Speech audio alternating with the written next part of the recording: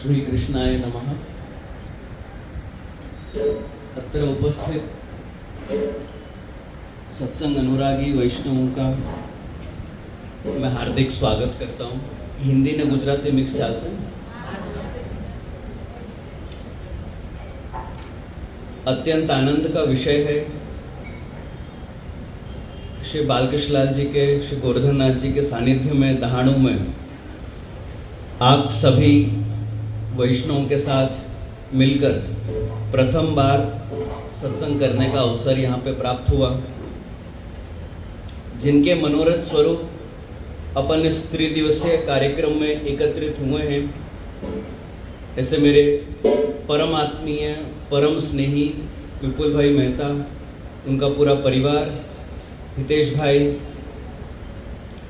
आप सबके साथ और सहयोग से, इनफैक्ट मैं तो यहाँ तक बोल सकता हूँ कि वर्षों से आपका जो एक मनोरथ था वो आज श्री महाप्रभु जी के, श्री गोवर्धन नाथ जी के, श्री बालकृष्ण लाल जी के आशीर्वाद से आज पूरा होने जा रहा है।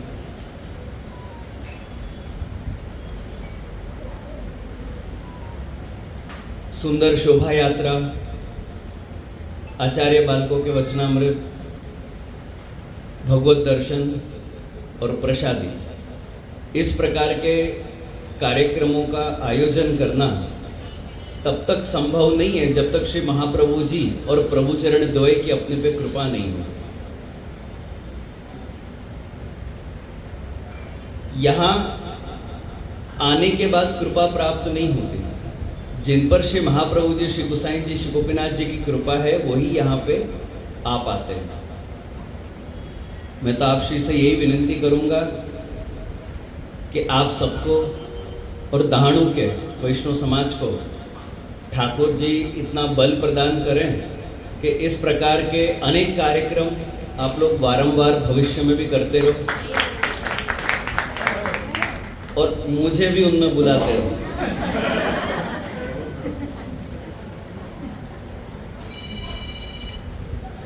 एक छोटा सा लेकिन एक महत्वपूर्ण विषय लेकर मैं आप सब वैष्णव के सामने उपस्थित हुआ हूं। आज अपन काफी वर्षों से पुष्टि संप्रदाय से जुड़े हुए हैं। यहाँ पे काफी सारे ऐसे वैष्णव हैं जो शायद 20, 25, 30 साल से, 40 साल से इस संप्रदाय से जुड़े हुए होंगे। लेकिन अपने में से ऐसे कितने हैं जो इस संप्रदाय को समझ पाएंगे? मैं आज अगर आप में से किसी को आमंत्रण दूं कि भाई आप लोग आके 5 मिनट पुष्टि मार्ग के बारे में कुछ बोलो,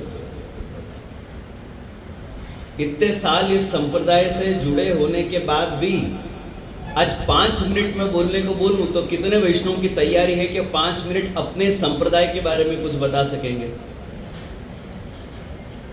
किसी भी वैष्णव को, किसी भी पुष्टि जीव को अगर अपन पूछें कि भाई पुष्टि मार्ग क्या है, सबके पास एक ही जवाब है, पुष्टि यानी बस ठाकुर जी कृपा का मार्ग पती गयो, पूરું થઈ ગયું આપણો માર્ગ, બસ આટલું જ છે પુષ્ટિ માર્ગ, આથી વધારે કાંઈ નથી है।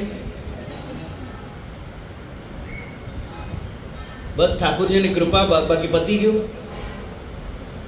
मेरे कॉलेज में हमारे एक प्रोफेसर थे, वो हमको एक टोंट मारते थे इंग्लिश में। वो बोलते थे कि you don't know that you don't know you don't know, मतलब आप ये नहीं जानते हो कि आप कुछ नहीं जानते। ऐसे व्यक्ति को लगता है कि वो बहुत कुछ जानता है पर वास्तव में वो कुछ नहीं जानता। आज पुष्टि संप्रदाय को लेकर वैष्णव समाज में यही हालत है। आज अपन इतने वर्षों से ठाकुर जी की सेवा भी कर रहे हैं, हवेली भी आ रहे हैं, हवेली में भी सेवा दे रहे हैं, घर पे भी सेवा कर रहे हैं, ऑनलाइन ऑफलाइन अपन सत्संग भी सुन रहे हैं। लेकिन फिर भी अगर मैं किसी को बोलूं कुछ बताओ पुष्टि मार्ग के बारे में, 10 मिनट बताओ, तो अपन को लगता है कि अपन अपने संप्रदाय के बारे में बहुत कुछ जानते हैं, पर अगर जब बताने का समय आए तो अपन कुछ नहीं जानते। श्री महाप्रभु जी द्वारा प्रकटित पुष्टि भक्ति मार्ग कृपा का मार्ग है। ये एक ऐसा मार्ग है कि जहाँ पे ठाकुर जी स्वयं सामने से चल के जीव पे कृपा करने पधारते हैं। पुष्टि मार्ग में ठाकुर जी एक डॉक्टर के स्थान पर हैं, क्योंकि पुष्टि शब्द का एक अर्थ बनता है पोषणम तद अनुग्रह इति पुष्टि, यानी पोषण करना। जहाँ ठाकुर जी अपने कृपा के द्वारा जीव का पोषण करें वो पुष्टि मार्ग। पुष्टि मार्ग में ठाकुर जी एक डॉक्टर के स्थान पे हैं। जैसे अपने अंदर कोई रोग हो और अपन उसको दूर करने के लिए डॉक्टर के पास जाएं, तो जिन साधनों से डॉक्टर अपने रोगों को दूर करके अपने शरीर का पोषण करता है, ठीक उसी प्रकार से भगवत सेवा में, भगवत भक्ति में प्रतिबंध नड़ते जितने भी दोष हैं उनको दूर करके भगवत चरणारविंद की प्राप्ति करवाना, यही पुष्टि मार्ग है। और ठाकुर जी स्वयं ये करवाते हैं। ठाकुर जी स्वयं आपको ऐसे प्रेरणा करेंगे कि जहाँ पे अपने अंदर रहे हुए जो दोष हैं, भगवत प्राप्ति में, भगवत सेवा में नड़ते जितने प्रतिबंध हैं, उनको स्वयं ठाकुर जी ही दूर करके अपने चरणारविंद की प्राप्ति कराते हैं। ऐसा मैंने सुना है, अभी परीक्षण तो भाई संभव है कि नहीं पता नहीं, किसने किया भी हो कि नहीं पता नहीं, पर ऐसा कहते हैं कि शेरनी का दूध अगर दुहना हो तो पात्र स्वर्ण का होना चाहिए। स्वर्ण के पात्र सिवाय अगर आप किसी और पात्र से शेरनी का दूध दुहोगे तो उसमें छिद्र पड़ जाता है, वो उस शेरनी के दूध को ग्रहण करने में वो पात्र सक्षम नहीं है, सिर्फ स्वर्ण का पात्र ही सक्षम है। ठीक इसी प्रकार से ठाकुर जी की विशेष कृपा को प्राप्त करने के लिए पात्रता भी विशेष होनी चाहिए। जो विशेष ठाकुर जी का कृपा पात्र जीव है, वही ठाकुर जी की विशेष कृपा का अनुभव भी कर सकता है, और वही पुष्टि भक्ति मार्ग है। ऐसा नहीं कि ठाकुर जी आज अपने जीव पे कृपा नहीं करते, ठाकुर जी आज भी अपने जीव पे खूब कृपा करते हैं, लेकिन अपनी परिस्थिति ऐसी है या अपनी लाइफस्टाइल ऐसी है कि अपन ठाकुर जी की कृपा का अनुभव नहीं कर पाते, या जो और हर नेगेटिव चीज को जरूर अपन जोड़ देते हैं, पर हर पॉजिटिव चीजों को अपने जीवन में अपन ठाकुर जी कृपा से नहीं जोड़ते। हर नेगेटिव चीजों में ये दृष्टि अपन नहीं रखते कि अरे इससे भी खराब हो सकता था, लेकिन ठाकुर जी ने छोटे में पूरा कर दिया है।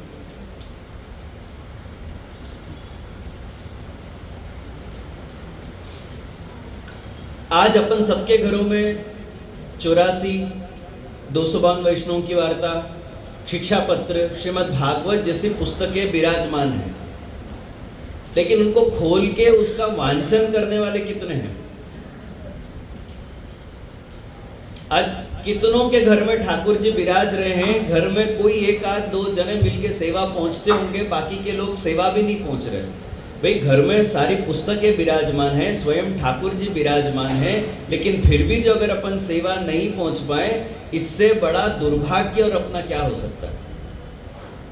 इससे बड़ा और क्या दुर्भाग्य हो सकता है कि भाई वैष्णव कुल में अपने को जन्म मिला, ठाकुर जी अपने घर विराज रहे हैं, श्री महाप्रभु जी, श्री गोपीनाथ जी, श्री गोसाई जी जैसे समर्थ आचार्य अपने को प्राप्त हुए हैं, उनके द्वारा सारे ग्रंथ अपने को प्राप्त हुए हैं, सुंदर सिद्धांत अपने को प्राप्त हुआ है, सारी पुस्तकें अपने को प्राप्त हुई हैं, लेकिन उसके बावजूद जो अगर अपन इनमें से कुछ भी नहीं करें, तो इससे बड़ा और क्या दुर्भाग्य हो सकता है?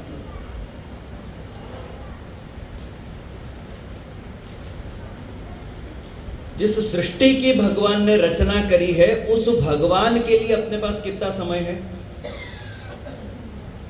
इस सृष्टि की रचना करने वाले जो ठाकुर जी हैं, जो जिस गोलोक में विराज रहे हैं, वो अपना गोलोक छोड़कर अपने घर में आके पधार गए हैं। उस भगवान के लिए कितना समय है अपने पास?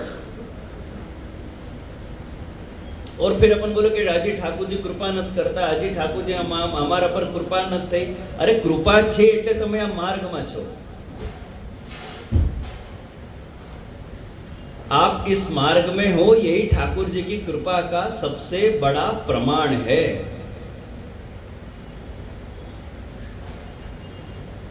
गले में कंठी, माथे पे ठाकुर जी का युगल चरणारविंद रूपी तिलक, धोती बंडी, साड़ी, चनिया चोली, ये सब तो अपने संप्रदाय के चिन्ह हैं और इन चिन्हों की अपने को रक्षा करनी है, इनकी गरिमा को अपने को बना के रखना है और इनका महात्म्य आगे की पीढ़ी तक अपने को पहुंचाना है कि क्यों ये चीजें अपने संप्रदाय में जरूरी हैं, अपना संप्रदाय क्या है क्या नहीं है, ये सब जानना, समझना और आगे समझाना अत्यंत आवश्यक है। पर अपन मालूम है गलती कहां करते हैं? अपन इस तरीके से सामने वाले को समझाते हैं कि जिसको घबरा के भाग जाए। अपन इस तरीके से सामने वाले को या आगे की पीढ़ी को नहीं समझाते कि उसको भी आपके साथ जुड़ के सेवा करने की इच्छा हो। एक खास वैष्णव की आदत मैं आप लोगों को बताता हूं। जब तक आप लोग सेवा में रहोगे, आपसे ज्यादा टेंशन वाला व्यक्ति नहीं होगा उस घर में। मैंने तो कितनी बार देखा है सेवा के टाइम से भागम भाग, यहां से दौड़ रहे हैं, वहां जा रहे हैं, ये लेके यहां जा रहे हैं, इधर से उधर जा रहे हैं, यहाँ हाथ खासा करे, आ अड़तो नहीं, पेलू अड़तो नहीं, अहिया तो आवतो नहीं, त्या जा, आम जा, तेम जा। और ऐसा टेंशन का माहौल रहता है उस टाइम पे, जब तक ठाकुर जी की सेवा हो रही होगी तब तक, कि आगे आने वाली पीढ़ी आपको देख के ही घबरा जाती है कि अरे आ रही थे सेवा था तो मारे नत करवी।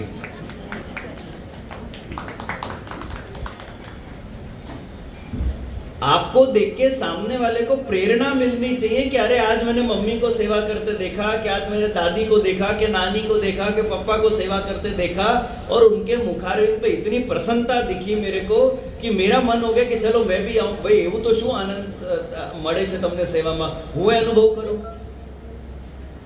તમને તો ટેન્શનમાં જ જોયા છે, આનંદમાં તો જોયા જ નથી। ઈમાનદારીથી મને કહેજો, અહીંયા કેટલા વૈષ્ણવ સઘળી ભોગ કરે છે? હવે અન્નકૂટ કરવાનો વારો આવશે ત્યારે ટેન્શન થશે કે નહીં? અને જ્યાં સુધી અન્નકૂટ નહીં થઈ જાય ત્યાં સુધી ટેન્શન રહેશે કે નહીં? અન્નકૂટ કરવાનો છે, અન્નકૂટ કરવાનો છે, અન્નકૂટ કરવાનો છે। આ ટેન્શનનો વિષય છે કે આનંદનો વિષય છે? મત તોય આપણા મુખારવિંદ ઉપર એટલું ટેન્શન દેખાય, એટલો સ્ટ્રેસ દેખાય અન્નકૂટનો કે પ્રભુને એવી ઈચ્છા છે તું રહેવા દે, કાંઈ વાંધો નહીં, દાલ ભાત રોટલી શાક બહુ થઈ ગયું,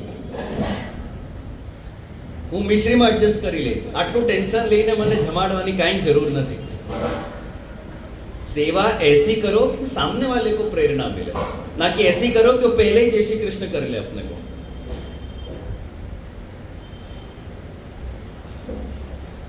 एक बात की मेरे को अत्यंत प्रसन्नता है कि यहाँ पे काफी सारा जेंट्स वर्ग भी है, पुरुष वर्ग भी है और पुरुष वर्ग के मस्तक पे तिलक भी है। ये बहुत कम देखने को मिलता है।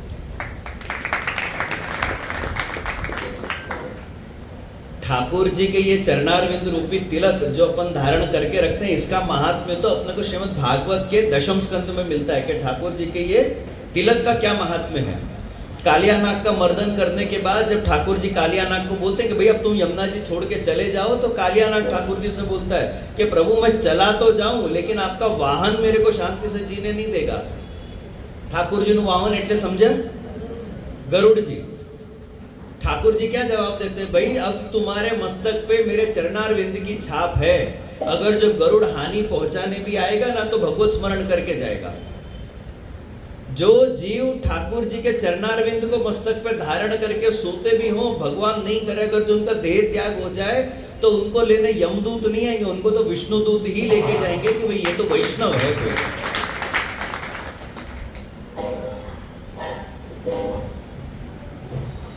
इसी पुष्टि धर्म को, पुष्टि संप्रदाय को, पुष्टि मार्ग को, पुष्टि मार्ग के चिन्हों को, पुष्टि मार्ग के सिद्धांतों को और अच्छे से समझाने के लिए, दृढ़ता से और गूढ़ता से समझाने के लिए श्री हरिराय महाप्रभु जी ने ग्रंथ की रचना करी है जिसका नाम है पुष्टि मार्ग लक्षणानी। अर्थात पुष्टि मार्ग के अंतर्गत जितने भी लक्षण हैं उन सभी लक्षणों की चर्चा हरिराय जी ने इस ग्रंथ में कर ली है। यदि आप इस ग्रंथ का अध्ययन कर लो और अमुक विषयों को अगर जो आप कंठस्थ कर लो, फिर आप 5 मिनट क्या आप 50 मिनट पुष्टि मार्ग पे बोल पाओगे। पुष्टि मार्ग क्या है? खाली कृपा तक सीमित नहीं है, कृपा मार्ग तो है ही, इसमें कोई मना नहीं है, लेकिन वहीं तक सीमित नहीं है। अब आप देखो, 2 शब्दों से मिलकर पुष्टि मार्ग शब्द बनता है। पुष्टि और मार्ग। पुष्टि यानी ठाकुर जी की कृपा। अभी अपन चर्चा करेंगे कि पोषणम तद अनुग्रह इति पुष्टि। और मार्ग यानी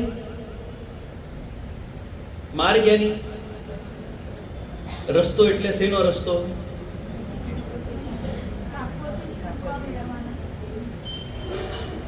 કૃપા તો પહેલા જ થઈ ગઈ છે તમારા ઉપર, હવે શું મેળવવાનું બાકી રહી ગયું?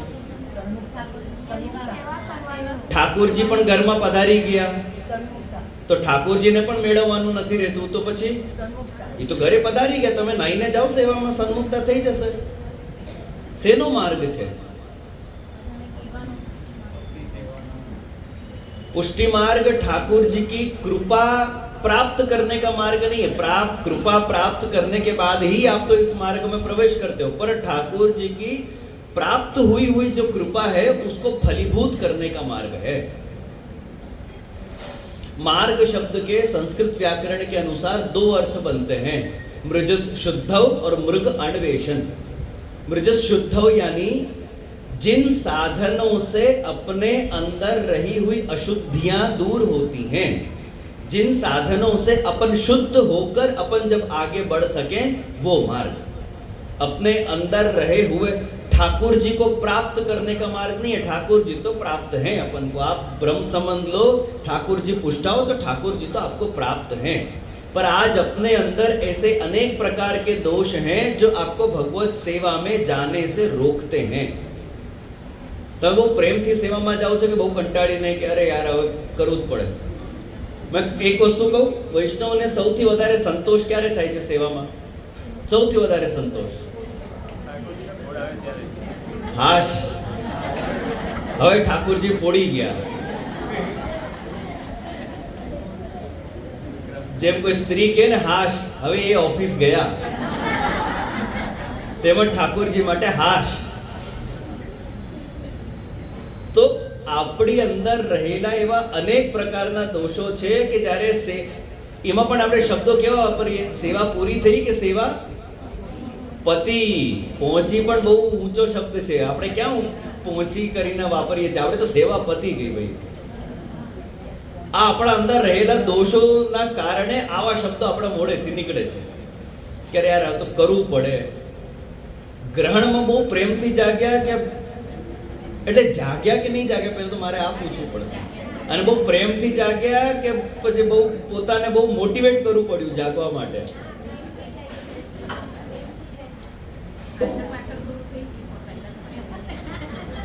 આજે પાછળ પાછળ રહી જાય છે ને, એ આપણા અંદર રહેલા જે દોષો છે એના કારણે આપણને થોડું ઘણું જે આલસ, જે જડતા, જે સુસ્તી, જે કંટાળો, જે હાશ પોડી ગયા, આ બધા આપણા અંદર રહેલા દોષોના કારણે થાય છે। એને દૂર કરવાનો આ માર્ગ છે મૃજસ શુદ્ધવ। બીજો અર્થ થાય છે મૃગ અન્વેષણ। અન્વેષણ એટલે શોધવું। હવે પુષ્ટિ માર્ગમાં શું શોધવાનું છે? ભગવાનને શોધવાના છે। તો શું શોધવાનું છે પુષ્ટિ માર્ગમાં? શું શોધવાનું છે?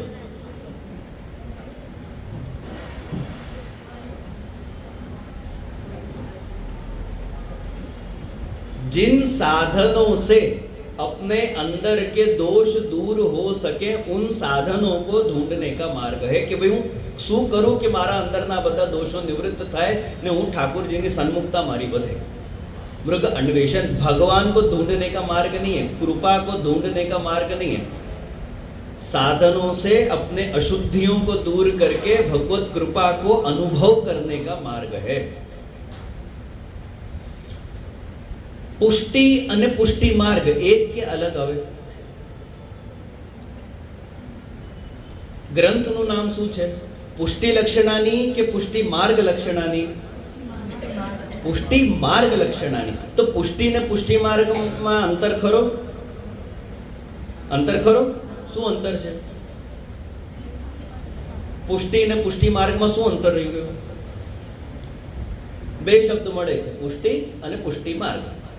બે ને છૂટા પાડો તો પુષ્ટિ અને માર્ગ, અને ભેગું કરો તો પુષ્ટિ માર્ગ। તો પુષ્ટિ ને પુષ્ટિ માર્ગમાં શું અંતર છે?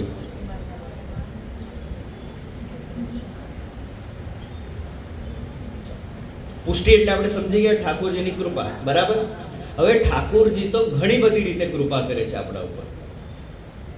ઠાકોરજી કૃપાથી લોટરી લાગી જાય છે, ઠાકોરજી કૃપાથી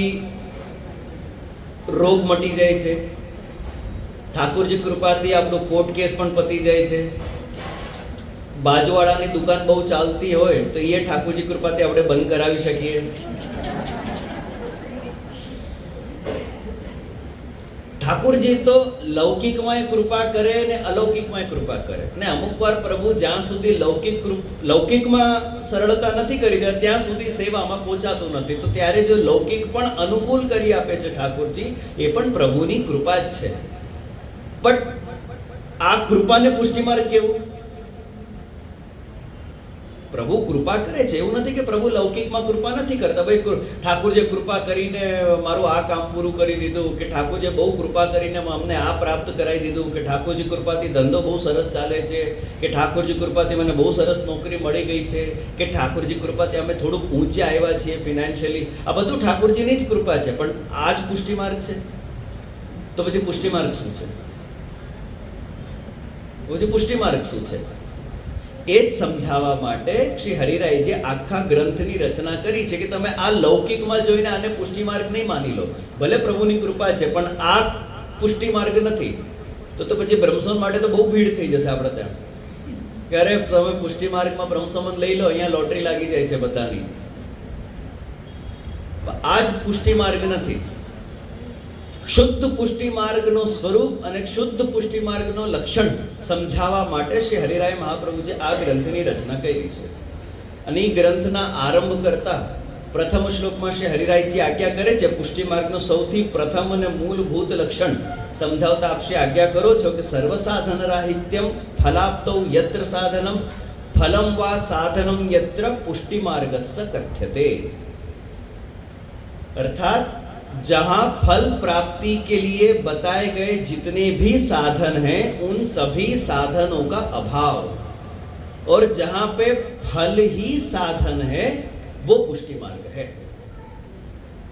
અહીંયા સૌથી પ્રથમ પ્રશ્ન તો એ થાય છે કે ફલ એટલે શું? ફલ એટલે શું?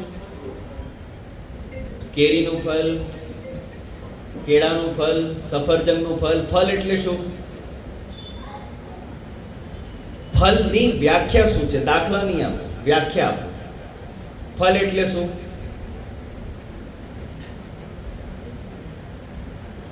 फल एटले स्वयं भगवान. इस पूरे ब्रह्मांड में भगवान के अतिरिक्त और कुछ फल हो ही नहीं सकता. भगवान सिवाय तो सब पत्ता और कांटा ही है. अगर सही मायने में कोई फल है तो स्वयं भगवान ही फल हैं. इस ब्रह्मांड में जिसने भगवान रूपी फल को प्राप्त कर लिया है उसको जीवन में और कुछ प्राप्त करना बाकी नहीं है. और जिसने सब कुछ प्राप्त कर लिया है पर अभी तक भगवत प्राप्ति नहीं करी है उसको अभी भी बहुत कुछ प्राप्त करना बाकी है. બે પ્રકારના જીવો થઈ ગયા. તો મહાભારત જોઈ લો. નારાયણ અને નારાયણી સેનાનો પ્રસંગ. હવે દુર્યોધનને ભગવાન સિવાય બધું મળી ગયું. દુર્યોધનને ભગવાન મળ્યા નહીં પણ યુદ્ધ માટે ભગવાન સિવાય બધું મળી ગયું. આખી નારાયણી સેના દુર્યોધનને મળી ગઈ. અર્જુનને ખાલી ભગવાન મળ્યા. બોલો વિજય કોણ થયો?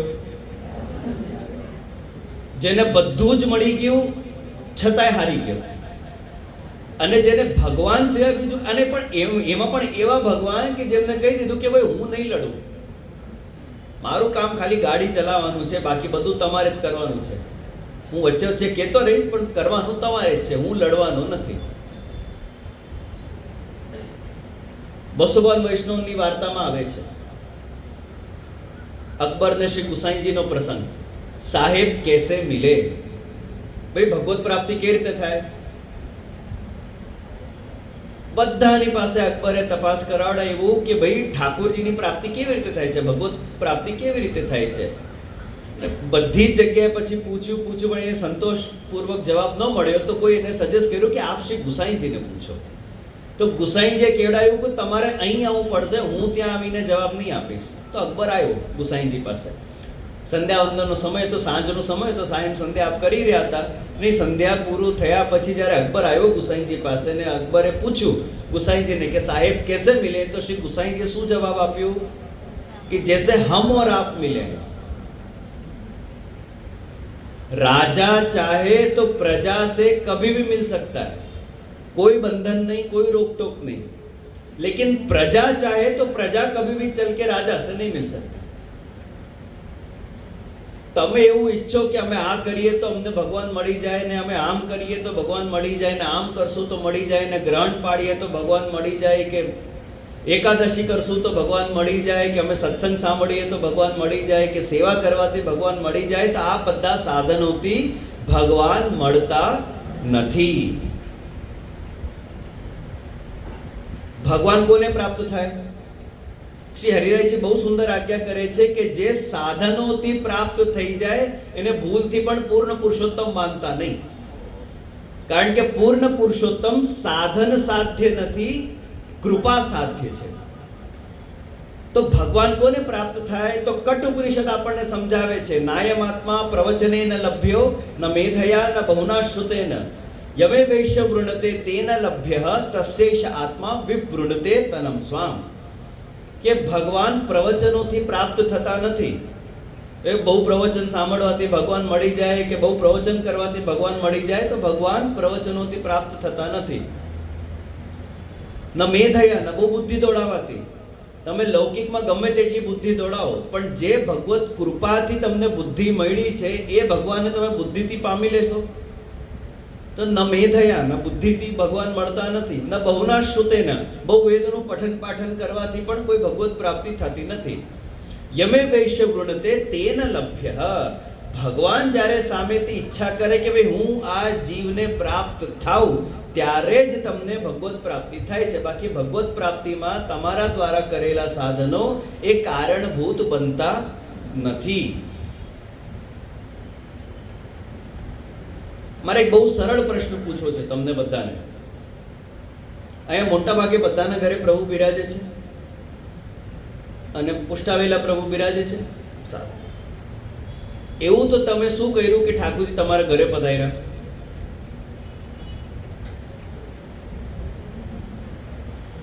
આપણે એવું શું કર્યું કે ઠાકોરજી આપણા ઘરે પધારે, એમનું આખું ગોલોક ને વૈકુંઠ ને બધું છોડીને ઠાકોરજી આપણે ઘરે પધાર્યા, આપણા ઘરે બિરાજ્યા, એવું તે આપણે શું કર્યું? એવા જપ કર્યા, એવા તપ કર્યા, એવા વ્રત કર્યા. અહીં એકાદશીના આપણા ઠીકાણા નથી. એકાદશી બરાબર થતી નથી આપણાથી, જપ બરાબર થતા નથી, ઊંઘ આવે છે, પ્રવચનમાં ઊંઘ આવતું હોય તો, સેવાના કંઈ બહુ ઠીકાણા નથી. એવું તે આપણે શું કરી લીધું કે ઠાકોરજી આપણા ઘરે પધાર્યા, અને એમાં પણ જો ઠાકોરજીને આપણા ઉપર કેવી વિશેષ કૃપા છે કે જે સૌભાગ્ય નંદરાયજી યશોદાજીને નથી મળ્યું, જે દેવકીજી વસુદેવજીને નથી મળ્યું, તે આપણને મળ્યું છે. આપણે એમના કરતા ભાગ્યશાળી છીએ. ખબર છે કેમ? કેમ? લાઈફ ટાઈમ સેવા. અને ત્યાં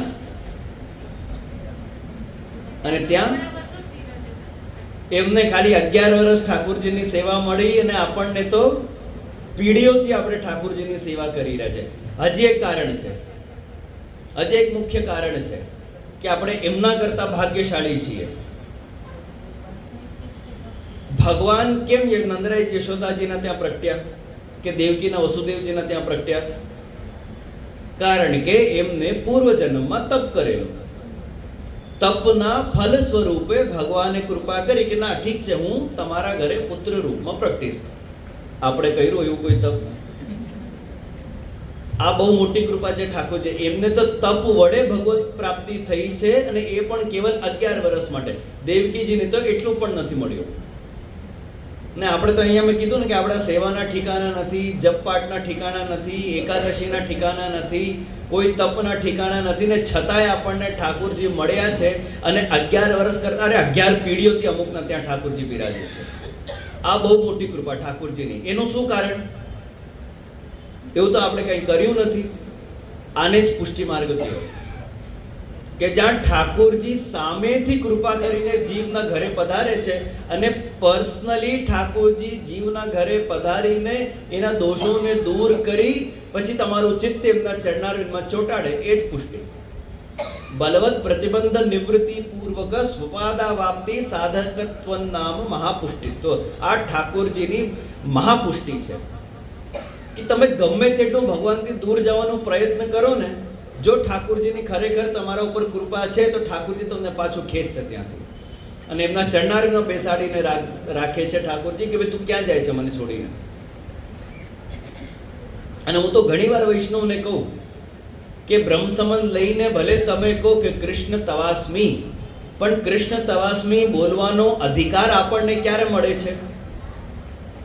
જ્યારે ઠાકોરજી સામેથી, અને પહેલા ઠાકોરજી કહે છે કે તું મારો, પછી આપણી અંદર એ લાયકાત ને અધિકાર ઉત્પન્ન થાય છે કે આપણે ઠાકોરજીને કહી શકીએ કે હા હું તમારો.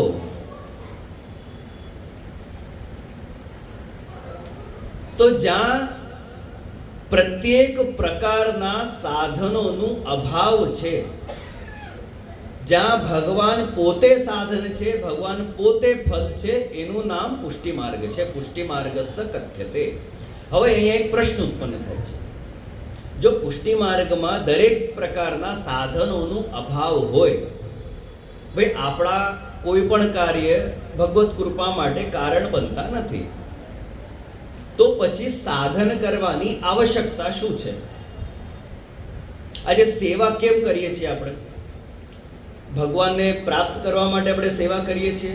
ના, ભગવાન તો પ્રાપ્ત થઈ ગયા. હવે પહેલા ભગવાન પ્રાપ્ત થાય છે ને પછી આપણે સેવા કરીએ છીએ. તો સેવા શા માટે આપણે કરીએ છીએ? સેવાનું કારણ શું? કેમ આપણે સેવા કરીએ છીએ?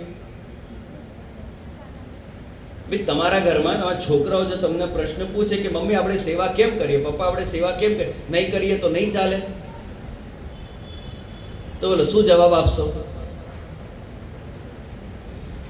ભગવાનને પ્રાપ્ત કરવા માટે આપણે સેવા કરતા નથી, ભગવાન તો પ્રાપ્ત થઈ ગયા, હવે શેના માટે સેવા કરવી જોઈએ? શું કારણ છે સેવાનું? સેવા કરવું આપણો, શું મળવાનું છે તમને સેવા કરીને?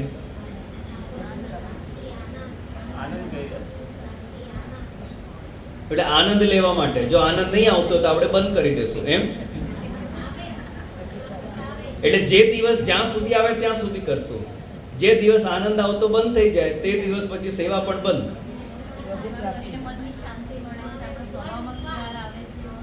મનની શાંતિ માટે જો તમે સેવા કરો તો જે દિવસ મન અશાંત હોય એ દિવસ પછી કરવું કે નહીં કરવું?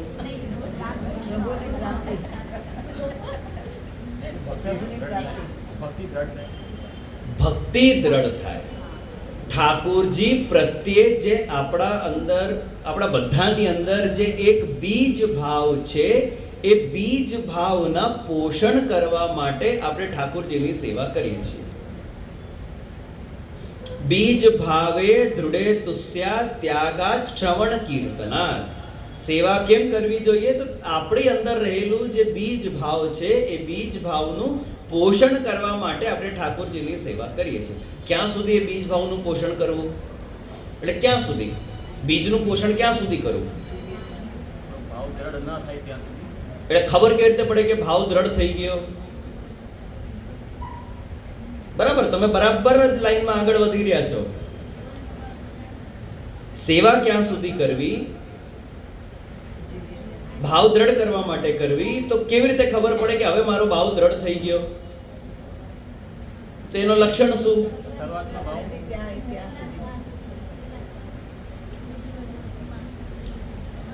આજે તમે પ્રેમ પૂર્વક સેવા કરો છો કે પ્રેમવત આચરણ કરવાનો પ્રયત્ન કરો છો? સેવામાં બહુ પ્રેમથી કરો છો સેવા, તો પછી હાશ તો નીકળે નહીં.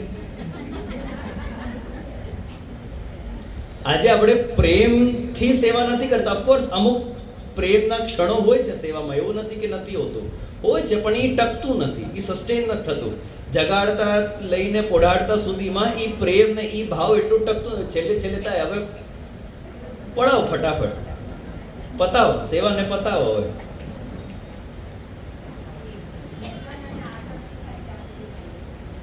તો હવે એક પ્રશ્ન ઉત્પન્ન થાય છે કે પ્રેમ એટલે શું? પ્રેમ એટલે શું? તમે બધા તો અનુભવી છો.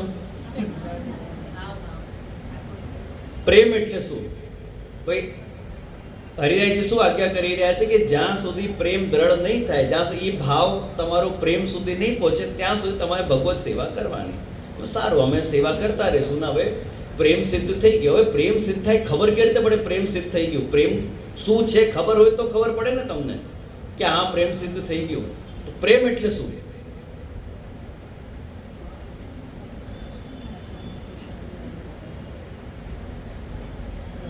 જો લૌકિકમાં નહીં કર્યું હોય તો પછી अलौकिकમાં ક્યાંથી થાય?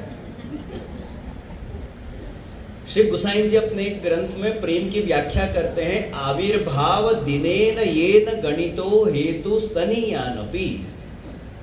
अर्थात जहां पे प्रेम उत्पन्न होने में, प्रेम का आविर्भाव होने में छोटे से छोटा कारण भी नहीं हो, हेतु नहीं हो और फिर भी प्रेम उत्पन्न होता हो, वो प्रेम है, जिसको अपने यहाँ पे दूसरे शब्दों में अपन कहते हैं निरूपाधि स्नेह, अकारण स्नेह, कारण वगर नो स्नेह। निरूपाधि स्नेह यानी बिना किसी उपाधि वाला स्नेह। उपाधि यानी जहां पे देह संबंधी भी कोई कारण नहीं, जहां पे मन संबंधी भी कोई कारण नहीं, फिर भी प्रेम उत्पन्न होता हो, उसको अपन निरूपाधि स्नेह कहते हैं। अच्छा, મને એક વસ્તુનો જવાબ આપો. અડધા વર્ષનો ઉપર બેઠા છે ને અડધા નીચે છે, બરાબર? નીચે બેસવામાં આનંદ કે ઉપર બેસવામાં આનંદ? તો પછી ઉપર કેમ બેઠા છો? એટલે તમારા માટે ઉપર બેસવામાં આનંદ, નીચે નથી. તમે બેસો તો આનંદ થશે? નહીં થાય. તો આનંદ ક્યાં છે? ઉપર બેસવામાં કે નીચે બેસવામાં? અચ્છા, જેટલા પણ વૈષ્ણવ નીચે બેઠા છે, તમે બધા કહો કે નીચે બેસવામાં આનંદ છે, 10 કલાક બેઠા રહો. આનંદ છે, બેઠા રહો, અનુભવ કરો આનંદનો. બોલો, થાય? આનંદ અનુભવ થશે? આનંદ ક્યાં ખંડિત થઈ ગયો? આ દેહ સંબંધી કારણ આવી ગયું. હવે બેસાતું નથી, હવે બેસાતું નથી, આ દેહ સંબંધી કારણ. અને આનંદ ક્યાં સુધી આવે છે? જ્યાં સુધી દેહ સાથ આપે છે, ત્યાં જ્યાં સુધી તમને ગમે છે, જ્યાં સુધી તમને ગમે છે ત્યાં સુધી તમે બેસો. આ મન સંબંધી કારણ. તો જ્યાં દેહ સંબંધી કોઈ કારણ નથી હોતું, જ્યાં મન સંબંધી પણ કોઈ કારણ નથી હોતું, ને છતાંય તમે કોઈ કાર્ય કરો કે કોઈ ક્રિયા કરો, તો એને શ્રી ગુસાઈજી કહે છે કે આ નિરૂપાધિ સ્નેહ છે, કોઈ પણ ઉપાધિ વગરનો સ્નેહ.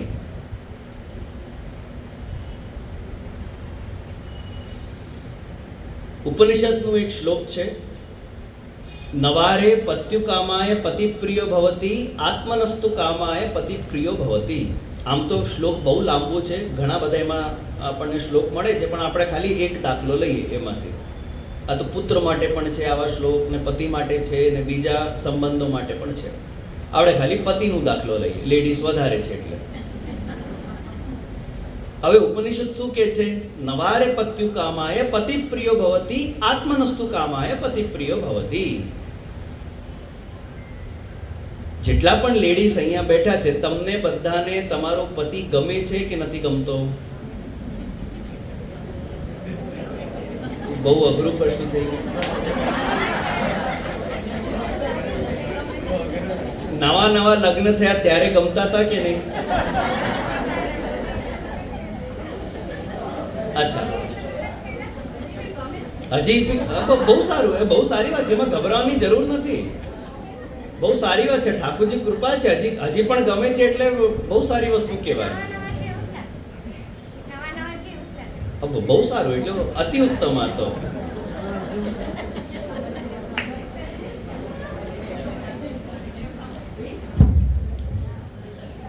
તમને તમારો છોકરો ગમે છે કે નથી ગમતો? આપણને બધાને આપણા છોકરાઓ ગમે છે કે નથી ગમતા? આપણને આપણું ઘર ગમે છે કે નથી ગમતું? ગમે છે. હવે આપણા પતિ કરતા કોઈ સારા પતિ નહીં હોઈ શકે લોકમાં. શું લાગે છે આપણા પતિ કરતા પણ સારા કોઈ પતિ હોઈ શકે ને? આનો પતિ જો પગાર મળે એટલે સીધું લાવીને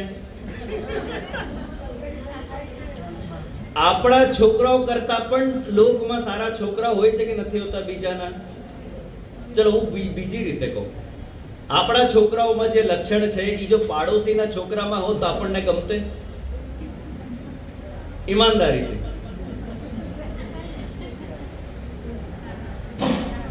આપણા ઘર કરતા સારો ઘર નથી આ સંસારમાં છે, છતાંય આપણને કેમ ગમે છે?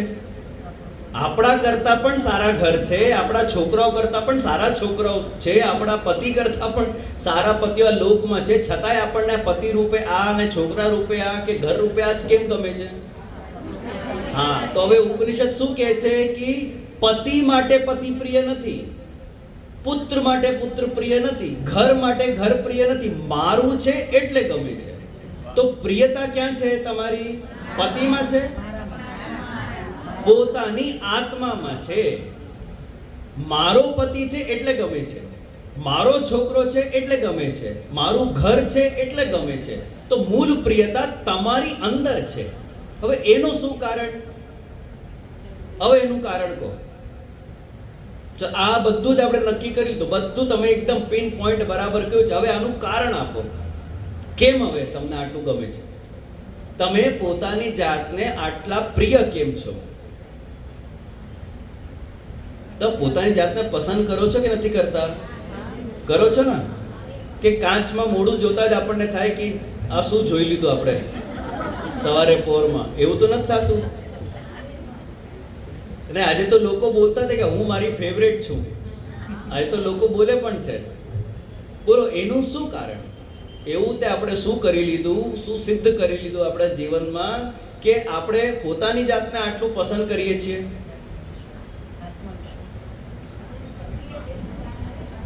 ઉપનિષદ કહે છે આનો તમને કોઈ કાળમાં કારણ નહીં મળે.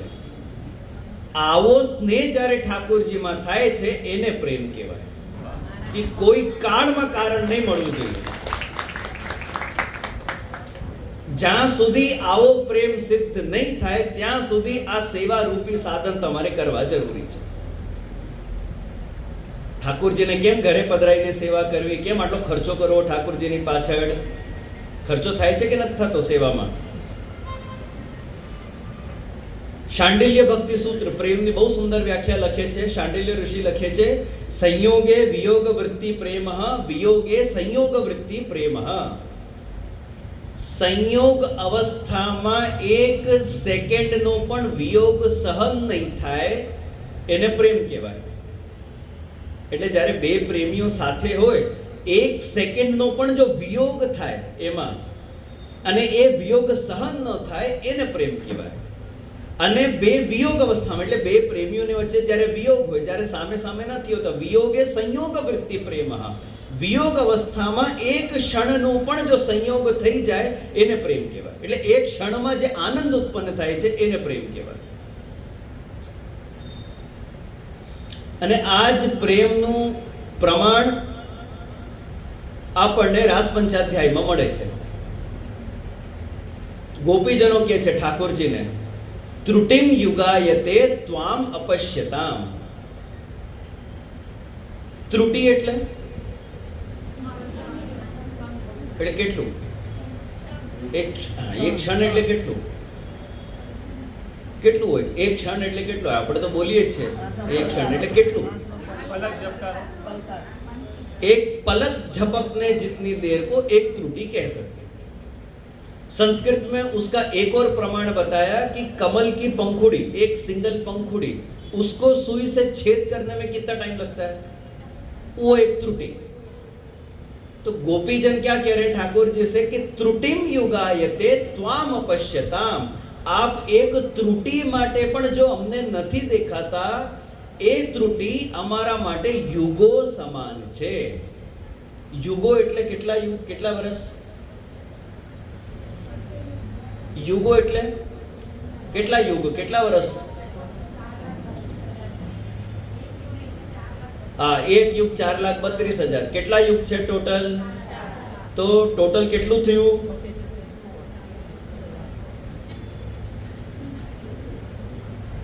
વસીવાળા વૈષ્ણવને આ ખબર હશે, ગયા વર્ષે આના ઉપર પ્રવચન થઈ ગયેલો છે. કલયુગના 4,32,000 વર્ષ, કલયુગનો આ આખું વર્ષની ગણના છે. દ્વાપરના 8,64,000, 8,64,000 આ દ્વાપરની ગણતરી. ત્રેતા યુગની 12,96,000, 12,96,000 આ ત્રેતા યુગની. અને સતયુગ કૃતયુગની છે 17,28,000. હવે ચારેયનું તમે ટોટલ કરો, આ ચારેયનું ટોટલ કરશો એને એક ચતુર્યુગી કહેવાય. અમુક લોકો મહાયુગી કે ચતુર્યુગી કો એક જ વાત છે, એક ચતુર્યુગી કહેવાય. આવી 71 ચતુર્યુગી જ્યારે નીકળે છે ત્યારે એક મનવંતર થાય છે. અત્યારે જે તમે ગ્રહણમાં દાન આપ્યું, ગ્રહણ કાળમાં સંકલ્પ લઈને આપ્યું કે આમ જ દાન આપી દીધું? સંકલ્પ લીધો નથી લીધો. આપણે ટિપ્પણી છે ને, ટિપ્પણી ક્યારેક ખોલો, ધૂળ ભૂલ ચડી ગઈ હશે, થોડુંક ઝાટકીને ટિપ્પણીને ખોલો. ટિપ્પણીને ખોલશો ને તો થોડુંક પાછળના ભાગમાં ગ્રહણનો આખો નિર્ણય છે. એ ગ્રહણના નિર્ણયમાં છે ને એક સંકલ્પ મંત્ર પણ હશે. એ સંકલ્પ મંત્રમાં એક આખો એક વેદનો મંત્ર આવે છે ને પછી ગ્રહણનું એક છેલ્લું સંકલ્પનું લાઈન આવે, સંકલ્પની 2-3 લીટીઓ આવે છે. હવે એમાં ઓમ વિષ્ણુ વિષ્ણુ વિષ્ણુ આમ આખો સંકલ્પનો જે મંત્ર છે એમાં આવે છે વૈવસ્વત મન્વંતરે, અર્થાત આ કયું મન્વંતર ચાલી રહ્યું છે તો એનું એક નામ આપવામાં આવ્યું. તો એવી જ રીતે અહીંયા શું કહે છે કે 71 ચતુર્યુગી નીકળે ત્યારે એક મન્વંતર થાય છે, બરાબર. હવે 14 મન્વંતર જ્યારે નીકળે છે ત્યારે એક કલ્પ થાય છે. એક કલ્પ એટલે બ્રહ્માજીનો અડધો દિવસ. અડધો દિવસ. હજી બ્રહ્માજી કેટલા વર્ષના તમે પૂછો તો મારે કેવું પડશે કે હજી તો બ્રહ્માજી 12 કલાકના છે, હજી દિવસના નથી થયા, 12 કલાકના છે. 2 કલ્પ એટલે એક અહોરાત્રી. એક અહોરાત્રી એટલે બ્રહ્માજીના 24 કલાક. આટલા વર્ષો નીકળે ને ત્યારે બ્રહ્માજી કેટલા વર્ષના થાય? 1 દિવસના થયા. હવે બ્રહ્માજીની આયુ કેટલી? તો આમ કહેવાયું કે બ્રહ્માજીની આયુ 100 વર્ષની છે.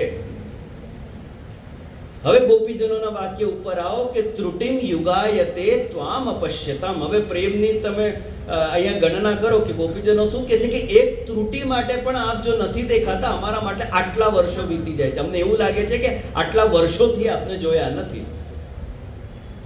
હવે 1 મે થી લઈને સપ્ટેમ્બર સુધી મારું પોસ્ટપોન થઈ ગયું ને એમાં તમને કેટલો દુઃખ થયો હશે કે અરે આપણું બધું તૈયારી થઈ ગઈ હતી ને બધું આમ સેટ હતું ને તોય જેનું 6 મહિના આગળ વધી ગયું. હવે 6 મહિનામાં જો હાલત થાય, હવે તમે એ પણ એક લૌકિક મનુષ્ય માટે જો તમારી આવી હાલત થાય, હવે વિચાર કરો કે સાક્ષાત પૂર્ણ પુરુષોત્તમ સાથે જ્યારે વિરહ થાય આટલા વર્ષોનું, તો શું હાલત થઈ જાય? આપણને દુઃખ થાય છે 3 દિવસ સેવા છૂટે ત્યારે, આ લેવલનું દુઃખ થાય છે. આપણે તો મસ્ત ખાઈએ પીએ છીએ કે નથી ખાતા પીતા? સૂતક પિંડમાં આપણને આવું દુઃખ થાય છે?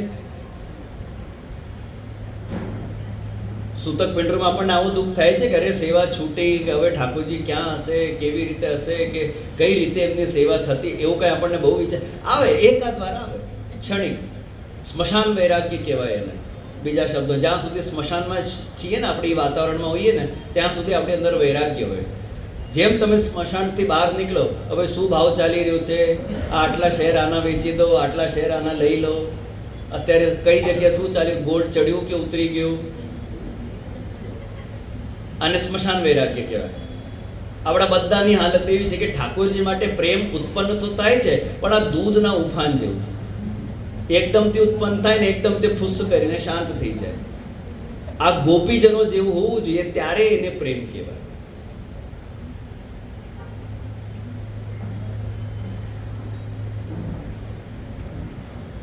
बिल्व मंगलाचार्य जी विष्णु स्वामी संप्रदाय के एक सुप्रसिद्ध आचार्य, आप अपने गोविंद दामोदर स्तोत्र में एक जगह पे आप आज्ञा करते हो, संसार कूपे पतितो त्यघादे मोहांध पूर्णे विषयाभितप्ते करावलंबम मम देहि विष्णु गोविंद दामोदर माधवेति.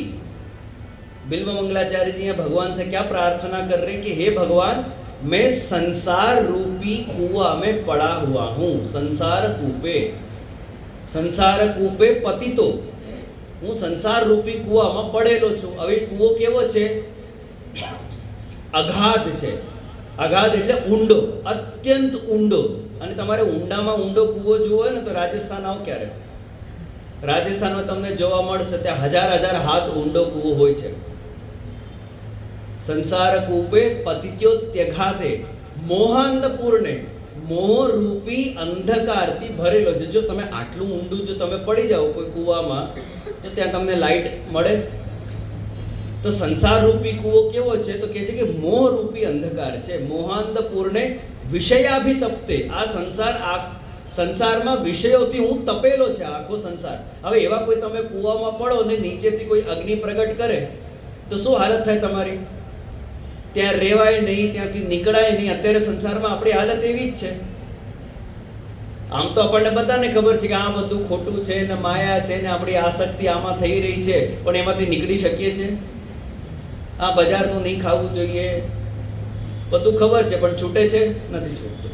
એટલે ખબર હોવા છતાં પણ છૂટતું નથી. આ વિષય છે સંસારનો. વિષયાભિતપ્તે. પછી શું લખે છે બિલ્વ મંગલાચાર્યજી? કરાવલંબમ મમ દેહી વિષ્ણુ ગોવિંદ દામોદર માધવેતી, કે પ્રભુ આવા સંસારમાંથી હું મારા પ્રયત્નોથી બહાર નીકળી શકતો નથી. આપ જ આપનું શ્રીહસ્ત લંબુ કરી જો તો મને આ કૂવામાંથી બહાર ખેંચો તો હું આ સંસાર રૂપી કૂવામાંથી બહાર નીકળી શકું. બાકી મારો સ્વતંત્ર સામર્થ્ય નથી કે હું આવા કૂવામાં નીકળી શકું. આ નિસ્સાધનતાની જે ભાવના છે, આ નિસ્સાધનતાનો જે માર્ગ છે એ પુષ્ટિ માર્ગનું સૌથી પ્રથમ લક્ષણ છે. हर प्रकार से खुद को निस्साधन मानना कि भाई मारा करेला साधनથી મને ભગવાન મળ્યા નથી. ભગવાને તો કૃપા કરીને મારા ઘરે પધાર્યા છે. ભગવાને કૃપા કરીને મને આ બધું આપ્યું છે. આ નિસ્સાધનતાની જે ભાવના છે એ પુષ્ટિ માર્ગનો સૌપ્રથમ લક્ષણ છે. તમને જેવું ઘર મળ્યું, તમને જેવું કુટુંબ મળ્યું, તમને જેટલા પૈસા મળ્યા, લૌકિકમાં જેટલી પણ વસ્તુ તમને મળી, ભલે તમે કહો કે ભાઈ મેં મારી મહેનતે કર્યું, પણ તમને એવી પ્રેરણા કરનારા કોણ? અને તમને તમારી મહેનતનું ફળ મળ્યું કોના કૃપાથી મળ્યું? બાકી મહેનત ઘણા લોકો કરે છે ને ઘણીવાર, અને તમને પણ અનુભવ કર્યો જ હશે કે ઘણીવાર તમને તમારી મહેનતનું ફળ મળતું નથી. આપણે ઘણી જગ્યાએ મહેનત કરીએ પણ દરેક જગ્યાએ ફળ મળે છે? પણ જો તમે મહેનત કરી અને એ મહેનતનું તમને ફળ મળ્યું તો એ ફળ મળવું એ ભગવત કૃપા છે. બાકીની તો દક્ષ રાજા જેવી આપણી હાલત થઈ જાય તો. દક્ષ રાજાની ખબર છે ને, દક્ષ પ્રજાપતિનું પ્રસંગ.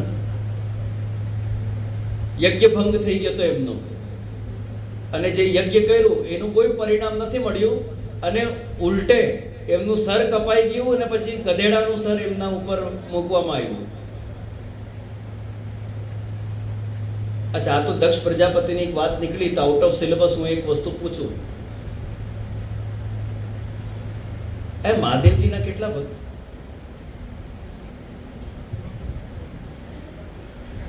અચ્છા, જેટલા પણ અહીંયા મહાદેવજીના ભક્તો છે, મારે એક વસ્તુ પૂછવાની છે કે મહાદેવજીને હર હર મહાદેવ શું કામ કહેવાય?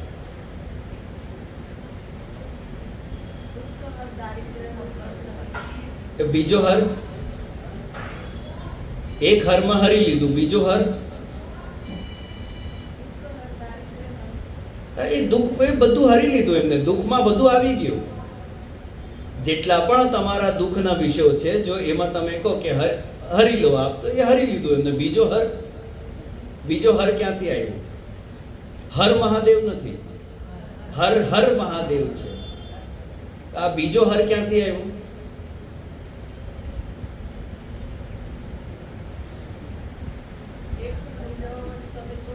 હું મહાદેવજીને સમજાવવા માટે થોડી આવ્યો છું.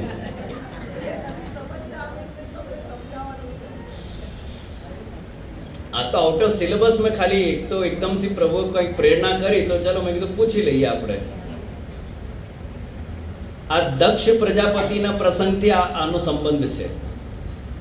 जब गधे का सर दक्ष प्रजापति के मस्तक पर, गधे का ही लगाया था ना, बकरे का बकरे का बकरे का बकरे का सर जब दक्ष प्रजापति के मस्तक पे लगाया तब उनके मुंह से जो पहले दो शब्द निकले वो हर हर निकले, वो बकरे के आदमी हर हर टाइप में वो उस प्रकार से उनके मुंह से निकले और शिव जी के मुखारविंद पे एकदम से एक मुस्कान आ गई। उसके बाद से फिर ये पद्धति बन गई कि अरे इस प्रकार से हर हर बोलने से शिव जी प्रसन्न होते हैं। तब से शिव जी को देख के हर हर महादेव करके जैसे कोई बकरा करता है ना, शुरुआत में एक बार उस मस्तक पे सर लगा के और जो हुर हुर उस टाइम पे उसने किया वो हुर हुर आज हर हर है। बाकी जो व्याख्या अपने हर की करी है वो व्याख्या एक्चुअली विष्णु जी की है, हरि की। हरि हरति दुखानी हरि हरति पापानी, वहां एक ही हर है, दूसरा हर नहीं है। यहाँ जो हर हर है वो बकरे के उससे दक्ष प्रजापति के भाव से आज भी शिव जी को कोई अगर मिलता है या शिव जी के दर्शन करता है तो वो हर हर महादेव करता है। तो वो सुन के शिव जी को उस टाइम पे हंसी छूट गई थी, बाकी थे तो बहुत क्रोध में, पर उनका क्रोध शांत हुआ और एकदम से हंसी छूट गई, इसलिए हर हर महादेव तब से प्रचलित है अपने यहाँ पे। बाकी अगर आपके द्वारा किया गया कर्म ही कारण बनता है फल प्राप्ति में, तो दक्ष प्रजापति को तो यज्ञ का फल मिलना चाहिए था, पर उनको उनके द्वारा किए गए यज्ञ का फल नहीं मिला। यज्ञ भंग हुआ, यज्ञ भंग होके उनका सर धड़ से अलग हो गया।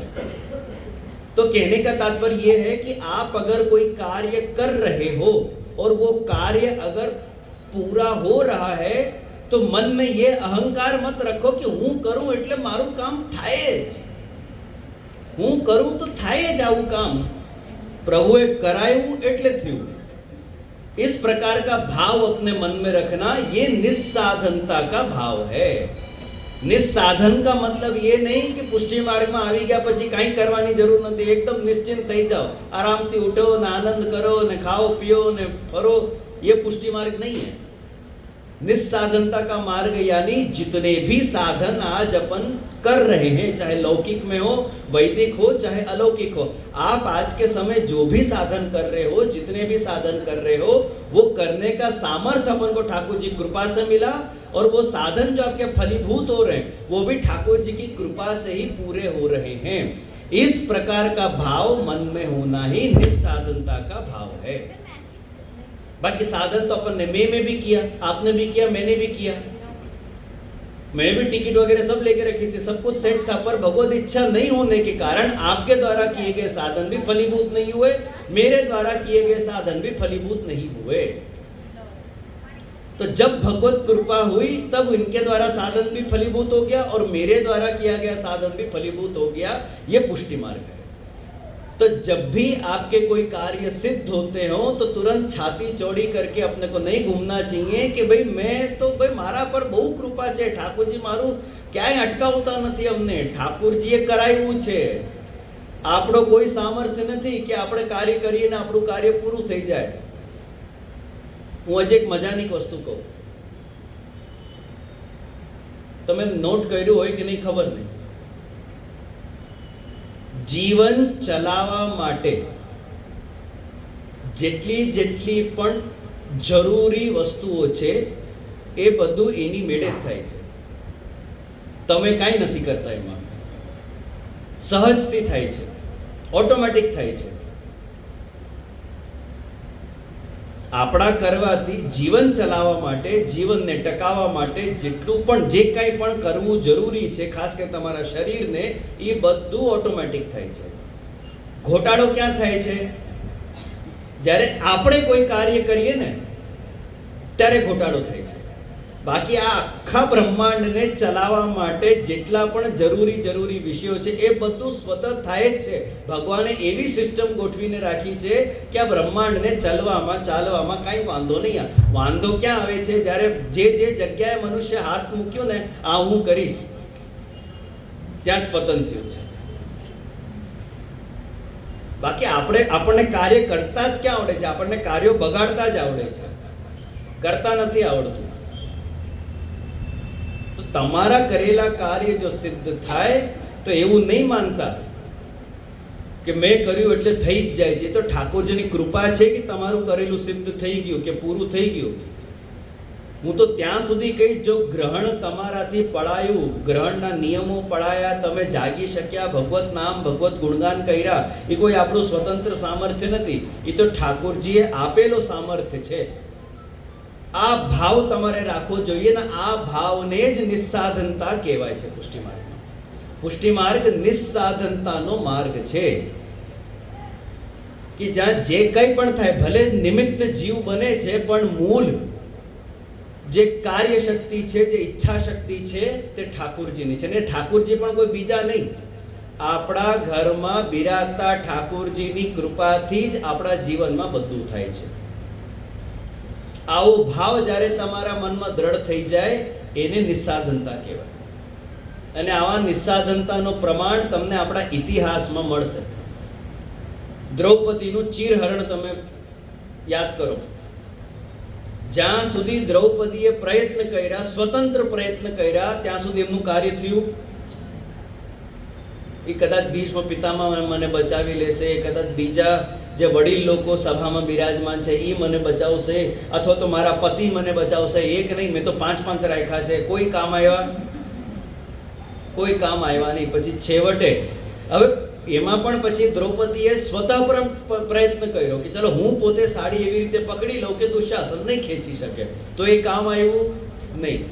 બધી જ પ્રકારથી જ્યારે દ્રૌપદી નિસ્સહાય ને નિસ્સાધન બની ગઈ કે હવે હું આમાં કંઈ કરી શકું એવું છે જ નહીં, હવે ભગવાનની જે ઈચ્છા તેમ થવા દો, ત્યારે ભગવાને આવીને એનું રક્ષણ કર્યું. ગજેન્દ્રના પ્રસંગને તમે યાદ કરો. ગજેન્દ્ર મોક્ષની કથા ખબર છે, લગભગ બધાને ખબર હશે.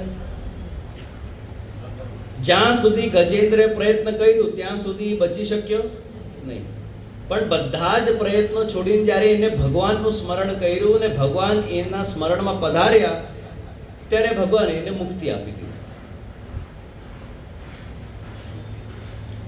આને નિસ્સાધનતા કહેવાય કે જ્યાં સુધી તમે સાધન કરશો. હવે મારે એક આમાં હજી એક પ્રશ્ન પૂછવાનો છે. આપણે સાધન કરીએ ને આપણું કાર્ય સિદ્ધ થઈ જાય, એમાં પ્રભુને વાંધો શું છે? પ્રભુ અટકાવે કેમ છે? પ્રભુને શું મજા પડે છે કે આપણે કોઈ કાર્ય કરવા જઈએ અને એ કાર્ય ભગવાનને અટકાવવામાં શું મજા આવે છે? અરે તો એ તો કાર્ય થઈ જાય તો થાય ને. હા ચલો, કાર્ય નહીં થાય તો તમારી શ્રદ્ધા ખંડિત નહીં થઈ જાય?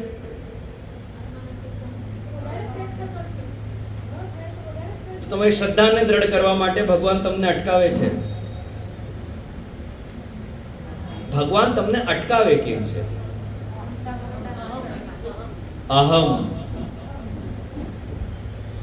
અહમને દૂર કરવા માટે. ભગવાનને કોઈ ઇન્ટરેસ્ટ નથી કે તમારા કાર્યોમાં તમને વિક્ષેપ ઉત્પન્ન કરે. ભગવાન ક્યારે વિક્ષેપ ઉત્પન્ન કરે છે? જ્યારે ભગવાન જુએ છે કે આ જીવના કાર્યમાં જો હું વિક્ષેપ ઉત્પન્ન નહીં કરું તો આ અહંકારી બની જશે. તમે જે ધારો તે થઈ જ જાય. અગર બોલો, તમારી અંદર અહમ ઉત્પન્ન થશે કે નહીં? થાય જ છે. અને જ્યારે નહીં થતો ત્યારે આપણે બીજા ઉપર ઢોળી દઈએ, અરે એના કારણે નહીં થયું, બાકીને તો હું કરું તો થઈ જ જાય. એ તો એને ગડબડ કરી નાખી, એ તો આ વચ્ચે આવી ગયો ને આમ થઈ ગયું ને તેમ થઈ ગયું. અને જ્યાં પૂરું થાય ત્યારે આપણે છાતી ચોડી કરીને આપણે ઊભા થઈ જઈએ કે અરે આ તો મેં જ કર્યું છે. એકવાર એવું જ અમે છે ને અમારા ભીતરિયાજીઓ સાથે કર્યું. અમને જ્યારે એ લોકો પીરસતા હતા ત્યારે એકદમ અમારા પિતાશ્રીની આ બહુ જૂની ટ્રીક છે. હવે તો ભીતરિયાઓ સમજી ગયા છે, પણ જ્યારે નવા નવા હતા ત્યારે એક સામગ્રી અરોગીને પછી પિતાશ્રી એકદમ એ રીતે રહ્યા કે કોને કરી આ સામગ્રી છે? આ સામગ્રી કોને સિદ્ધ કરી? તો 2-3 જણા એકબીજાને જોયે કે નામ લેવું કે નહીં લેવું. તો પછી એક ગભરાઈને આગળ આવી ગઈ જે મેં કરી, બહુ સુંદર સિદ્ધ થઈ છે આ સામગ્રી, બહુ સુંદર સિદ્ધ. આવી જ રીતે તમારે સિદ્ધ કરવાનું. અને એકદમ કોઈ એક દિવસ રેન્ડમલી કોઈ એક સામગ્રી આપે ચાખીને પછી અરે વાહ જોરદાર, આ સામગ્રી કોને સિદ્ધ? ત્રણે આગળ આવી ગયા હતા. અને પછી જો ત્રણેયને ફટકાર પડી કે આવી કોઈ સામગ્રી હોય, આ શું બનાવ્યું છે? એકવાર એક પપચીની સામગ્રી આવે છે ઠાકોરજીને ભોગ, તમને ખ્યાલ હોય તો પપચી કરીને એક સામગ્રી ચનસકડી છે. એ સામગ્રીની વિશેષતા એવી છે કે આમ બહારથી જોવામાં કડક લાગે, પણ જો તમે એને થોડુંક પ્રેસ કરો, થોડુંક દબાવો ને તો ચાસણી નીકળે છે એમાંથી. એને પપચી કહેવાય આપણે ત્યાં. અનસકડીની સામગ્રી છે અને ગુલાબની પંખુડીઓ એના ઉપર પધરાવવામાં આવે. તો એ પપચીની સામગ્રી આરોગીને જ્યારે પિતાશ્રીએ પૂછ્યું ને ત્યારે ત્રણેય આગળ આવી ગયા હતા. ત્યારે પિતાશ્રીએ કહ્યું કે આ પપચી એવી બની છે ને કે આનાથી જો હું તમારા ઉપર આ પપચીને ફેંકું ને માથું ફાટી જાય તમારું. અને આ પપચી નથી, આ પપછી તમે સિદ્ધ કરી છે. આ કોઈ પ્રભુ લાયક છે? બાકીની પપચી ધરતા નહીં ઠાકોરજીને, નવી સિદ્ધ કરો. આ પ્રભુ લાયક નથી સિદ્ધ થઈ. એટલે કહેવાનો તાત્પર્ય એ છે કે જો પ્રભુ આપણા કાર્યોમાં અડચણ ઉત્પન્ન નહીં કરે, આપણી અંદર અહંકાર ઉત્પન્ન થઈ જાય, તો આપણા અહંકારને દૂર કરવા માટે ઠાકોરજી આપણા કાર્યોમાં વિક્ષેપ ઉત્પન્ન કરે છે. અને જ્યારે તમે દરેક રીતે હારી જાઓ, તમારું અહમ તૂટી જાય, બધી જ રીતે તમે હારી જાઓ ને હવે તમને સરેન્ડર જ થઈ જાઓ કે હવે ભાઈ ભગવાન તારે જે કરવું હોય તું કર, હું હારી ગઈ છું, હવે મારે કાંઈ નથી જોવું, ત્યારે ભગવાન તમારું કાર્ય સિદ્ધ કરી આપે છે. તો આ જ અવસ્થા જો પહેલા તમારી અંદર ઉત્પન્ન થઈ જાય ને તો આટલી માથાકૂટ નહીં થાય. બૃહદ વામન પુરાણમાં એક પ્રસંગ આવે છે. તમે ગોપીજનોનું મૂળ સ્વરૂપ ખબર છે? ગોપીજનોનું શું મૂળ સ્વરૂપ હતું? શ્રુતિરૂપા અને ઋષિરૂપા. હવે એકવાર ગોલોક ધામમાં બધા જ ઋષિઓ જેટલા પણ ત્યાં ધામમાં હતા એ લોકોને પછી ખબર પડી કે ઠાકોરજીનું એક સાકાર સ્વરૂપ પણ છે. કારણ કે વેદમાં તમે જુઓ અને વેદનું વાંચન કરો તો વેદમાં તો ભગવાનના કેવલ નિરાકાર સ્વરૂપનો જ વર્ણન છે, સાકાર રૂપનું વર્ણન નથી. પુરાણોમાં જ્યારે તમે આવો ત્યારે તમને ખબર પડે છે કે ભગવાનનું એક સાકાર રૂપ પણ છે. ભગવાન આમ દેખાતા હતા, આવી આંખો હતી ને આવા શ્રેયસ્થ હતા, દ્વિભુજ હતા કે ચતુર્ભુજ હતા, વર્ણ કેવું હતું ને શું હતું ને કદ કાઠી કે હતું, બધું તમને પુરાણમાંથી ખબર પડે. બાકી જો તમે કેવલ વેદ વાંચો તો વેદમાં તમને કેવલ નિરાકાર બ્રહ્મનો જ વર્ણન મળશે. તો જેટલા પણ ઋષિ હતા અને વેદના શ્રુતિ હતા એ લોકોને એટલું જ ખબર હતું જેટલું વેદમાં હતું કે ભગવાનનું બધું નિરાકાર જ છે. પછી એમને ખબર પડી કે ભગવાનનું એક અતિશય સુંદર સાકાર સ્વરૂપ પણ છે જે આ ઋષિઓને, મુનિઓને, આ શ્રુતિઓને દુર્લભ છે. હવે એ લોકોએ તપ કરી ભગવાનનું તપ કર્યો, તપ કરીને ભગવાનને પ્રસન્ન કર્યા. હવે ભગવાન જ્યારે પ્રગટ થયા ત્યારે જ ઋષિ મુનિઓ અને શ્રુતિઓ ભગવાનને વિનંતી કરી કે હે ભગવાન, અમે તો એવું સાંભળ્યું છે કે આપનું એક અતિશય સુંદર સાકાર રૂપ પણ છે, આપ કૃપા કરીને અમને એ સ્વરૂપના દર્શન કરાવો. ભલે ભગવાને તથાસ્તુ કહ્યું, તથાસ્તુ, હું તમને દર્શન કરીશ. હવે ભગવાને કયા દર્શન કરાવ્યા એમને? ભગવાનને ડાયરેક્ટ એમને વ્રજલીલાના દર્શન કરાવ્યા ગોલોકમાં. હવે વ્રજલીલામાં એ લોકો શું દર્શન કરે છે? અરે ભગવાન બધાની સાથે રમે છે, ભગવાન ગાયોને ચરાવે છે, ભગવાન છાક આરોગે છે, ભગવાન ભોજન કરે છે બ્રજવાસીઓની સાથે, બ્રજવાસીઓ ટપલી મારે છે ભગવાનને, બ્રજવાસીઓ ગાળ આપે છે ભગવાનને. ગોપીઓ કે ભગવાન તું નાચ, તો ભગવાન નાચે છે, ભગવાન માખણ લૂંટે છે, ભગવાન દાન માંગે છે.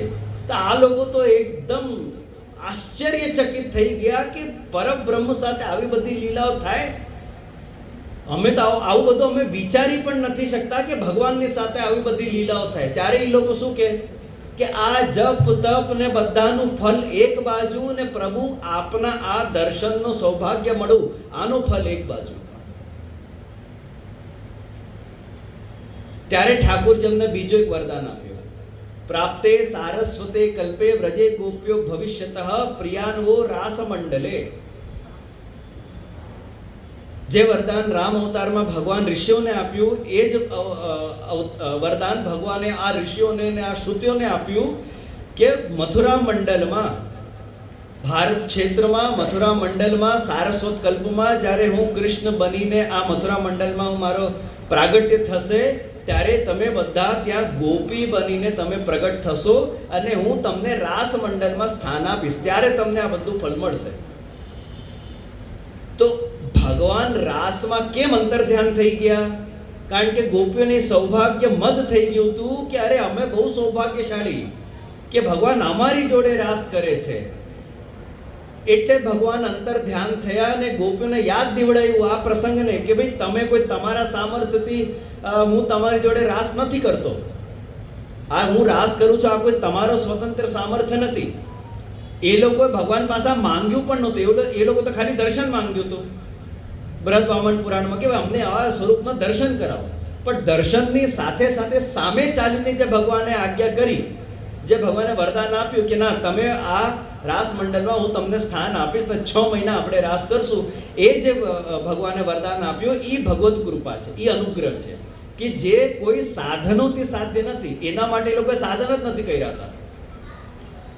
રામ અવતારના કાળમાં ઋષિઓએ શું સાધન કર્યું કે ભગવાને રામચંદ્ર ભગવાને એમને એવો આશીર્વાદ આપ્યો, એવો વરદાન આપ્યું કે નાના જ્યારે તમે કૃષ્ણ અવતાર લઈશ ત્યારે તમે ગોપી બનીને આવજો. પણ એના માટે એ લોકો એવું તો શું કર્યું? એ લોકો તો ખાલી વિનંતી કરી રામચંદ્રજીને. પણ રામચંદ્ર કહ્યું કે ભાઈ આ કલ્પમાં કે આ અવતારમાં સંભવ નથી, તમે કૃષ્ણ અવતારમાં તમે ગોપી બનીને આવજો, ત્યારે તમારો મનોરથ પૂરો થશે, અત્યારે સંભવ નથી. પણ એ અનુગ્રહ કરવા માટે એ લોકોએ શું કર્મ કર્યું? તો એવું તો કોઈ કર્મ કર્યું નથી. ભગવાન સામે ચાલીને આ લોકો ઉપર કૃપા કરી છે. તો ભગવાને જે મૂળ ગોપીજનોનું અભિમાન તોડ્યું ને દૂર કર્યું, શેનો હતો? કે તમારા કોઈ કરેલા સાધનોથી હું તમારી જોડે રાસ કરતો નથી. એવું તમે લોકો કોઈ સાધન નથી કર્યું કે હું તમારી જોડે રાસ કરું છું. એ તો હું કૃપા કરીને હું તમારી જોડે રાસ કરું છું. એ જ વસ્તુ પાછા આપણા ઘરમાં બિરાજતા ઠાકોરજીમાં લાગુ પડે છે કે એવું તે આપણે શું કર્યું કે ઠાકોરજી આપણા ઘરે પધાર્યા છે. તમને ખબર છે કે વૈકુંઠ ક્યાં આવે છે કે ગોલોક ક્યાં આવે છે? જ્યાં જવાનું છે એનું કઈ આઈડિયા તો લો કે ન જવું ત્યાં, કે આપણને ખબર છે કે આપણા કર્મો એવા છે કે આપણે ડાયરેક્ટ તો ગોલોક જવાના નથી, આપણે નીચે એક ચક્કર મારીને જ જશું. ગોલોક ક્યાં આવ્યું? ઠાકોરજી શું છોડીને આપણા ઘરે પધાર્યા છે એનું એક ધ્યાન ધરવું બહુ જરૂરી છે. આપણે બહુ હલકામાં લઈ લઈએ છીએ ઠાકોરજીને અમુક વાર.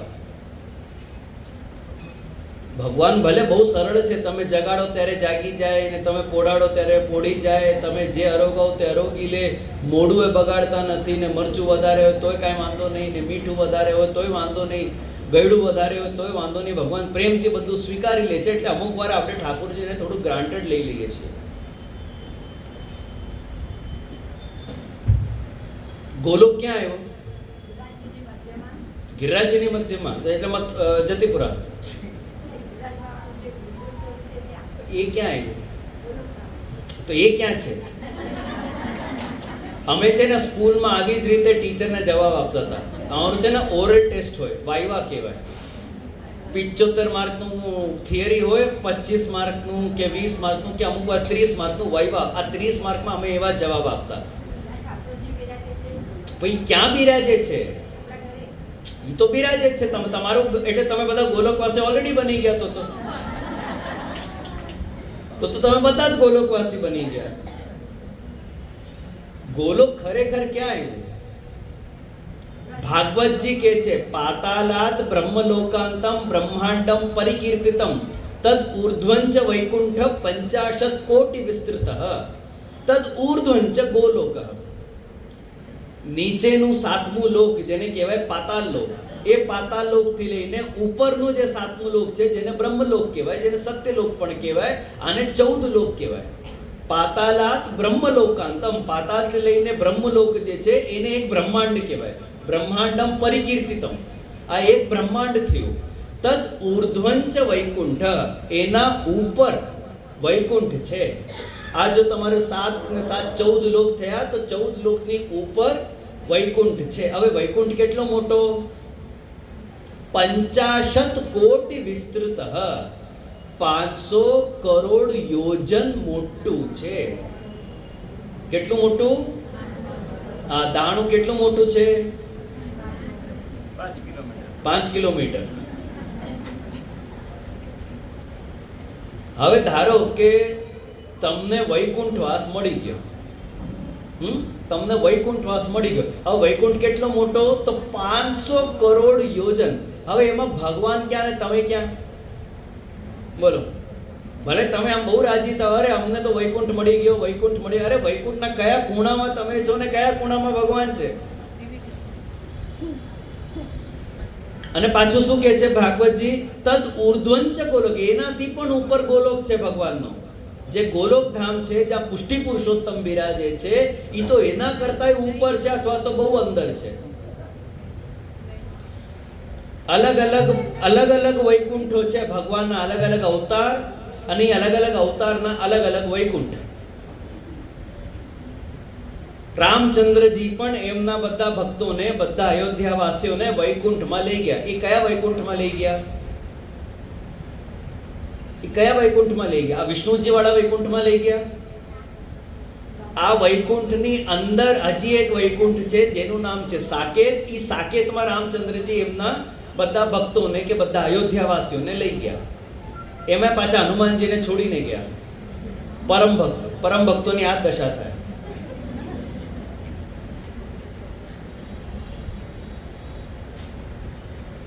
એક શ્વેત દ્વીપ વૈકુંઠ અલગ, રમા વૈકુંઠ અલગ. જેટલા પણ લક્ષ્મીજીના ભક્તો છે એમને લક્ષ્મીજી ક્યાં જગ્યા આપે છે? વિષ્ણુજી પાસે જગ્યા આપે છે? વિષ્ણુજી પાસે નથી આપતા. એક રમા વૈકુંઠ કરીને છે જ્યાં જેટલા પણ લક્ષ્મીના ભક્તો છે એમને ત્યાં સ્થાનમાં આવે. તમે ત્યાં આનંદ કરો, ઠાકોર સેવામાં આવતા નહીં, ભાઈ મારી સેવા છૂટશે. એટલે જ તો આપણા ગોપી ગીતમાં ગવાયું કે ક્ષયત ઇન્દિરા શશ્વદત્રહી, કે અરે આ જે અમારું જે વ્રજ છે એનો જે ઉત્કર્ષ છે, એનો ઉત્કર્ષ તો વૈકુંઠ જેવા લોકો કરતા પણ ઊંચું છે. એનું જે મહાત્મ્ય છે એ વૈકુંઠ જેવા લોકો કરતા પણ ઊંચું છે. કેમ? વ્રજનું મહાત્મ્ય કેમ વૈકુંઠ કરતા વધી ગયું? વ્રજનું મહાત્મ્ય કેવી રીતે વૈકુંઠ કરતા વધી ગયું? તો લખે છે ત્યાં ગોપીજનો કહે છે ક્ષયત ઇન્દિરા અત્ર ઇન્દિરા આશ્રયતી, અર્થાત અહીં તો ઇન્દિરા એટલે લક્ષ્મી, અહીં તો ઇન્દિરા અમારું આશ્રય લે છે. જે શેઠાની, જે ઠાકોરજીની પત્ની, જેમને ઠાકોરજીની સેવા કરવાનો અધિકાર છે, એ અહીંયા આવીને અમારા આશ્રયમાં છે કે ભાઈ હવે આ બધી ગોપીજનો અહીંયા લાઈનમાં ઊભી છે ઠાકોરજીની સેવા કરવા માટે, મારો નંબર ક્યારે લાગે? અને ત્યારે મહાપ્રભુજી સુબોધનીજીમાં લખે છે કે લક્ષ્મીજી શું પ્રાર્થના કરી રહ્યા છે ત્યાં? કદા મમાય અવસરોમી. લક્ષ્મીજી કહે છે મારો અવસર ક્યારે? આટલી બધી ગોપીજનો, એક માંદી પડે તો 2 ઊભી થઈ જાય, 2 માંદી પડે તો 4 ઊભી થઈ જાય, 4 માંદી પડે તો 8 ઊભી થઈ જાય, મારો નંબર ક્યારે લાગશે અહીંયા? ત્યારે મહાપ્રભુજી ત્યાં સુબોધનીજીમાં લખે છે કે ભગવાન આપ એવું કઈ રોગ વ્રજમાં ફેલાવી દો કે બધા જ એક સાથે માદા પડે તો મારો નંબર લાગશે. એવું કઈ કોરોના જેવું આપ કઈ કરો, એવું કઈક લોકડાઉન લાગે અહીંયા વ્રજમાં કે આ લોકો બધા માંદા પડે ને તો મારો નંબર લાગશે, બાકી નહીં તો આ તો વ્રજ મંડળમાં મને સેવા કરવાનો નંબર મળે જ નહીં. એટલે લક્ષ્મીજીનો આ જ મહાત્મ્ય છે. તમે બહુ લક્ષ્મીનો જાપ કરશો ને, લક્ષ્મીજી બહુ પ્રેમથી તમને બધું જ આપશે. ઠાકોરજી સિવાય બધું આપે, ઠાકોરજી નહીં આપે.